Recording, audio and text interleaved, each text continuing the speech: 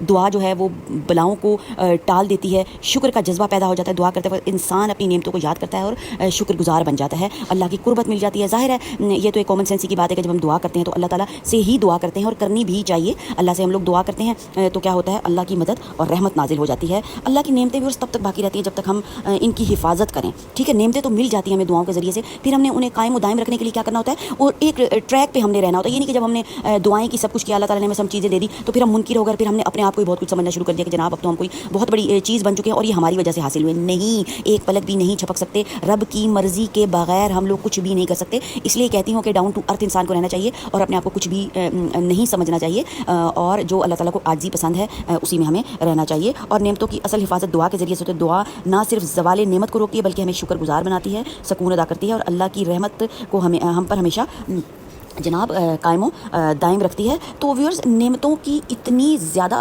جو ہے وہ اللہ تعالیٰ نے ہمارے اوپر اتنی زیادہ نعمتیں اتاری ہیں کہ ہم سونا جاگنا بھی تو دیکھیں نا، ایک عام سی آپ کو مثال دیتی ہوں کہ سونا جاگنا بھی ایک نعمت ہے۔ اگر ہم سو نہ سکے تو کتنا جو ہے وہ ڈسکمفرٹ ہو جاتا ہے ہماری طبیعت میں، اور اگر ہم جاگتے ہی رہیں تو وہ بھی کتنا مشکل ہو جاتا ہے۔ تو کتنا مشکل یہ ساری چیزیں ہو جائیں، نیند نہ آئے یا جاگ نہ سکیں تو انسان کی زندگی مشکل ہو جاتی ہے۔ اس لیے قرآن پاک میں نیند کو اللہ کی نشانی کہا گیا ہے۔ اور ویورز، اتنی زیادہ چیزیں ہیں کہ آپ یقین